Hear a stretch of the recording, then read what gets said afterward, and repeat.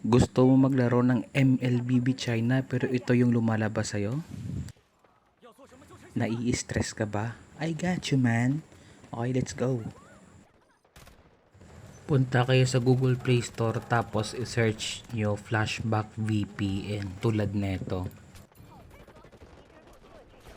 Tapos pag na-download nyo na, i-open nyo yung VPN, then i-login nyo or i-register nyo yung Gmail nyo.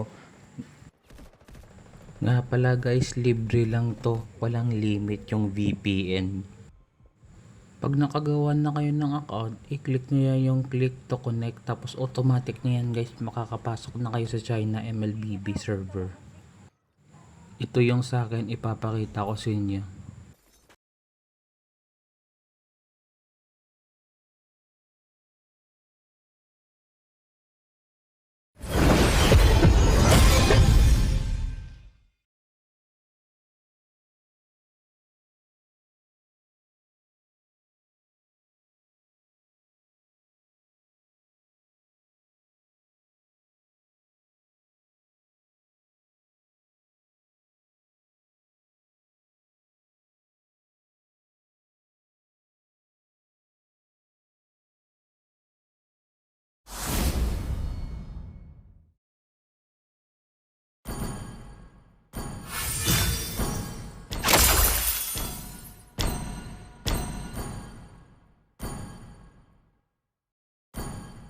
朝中诸事繁杂，卿打算如何替我分忧？”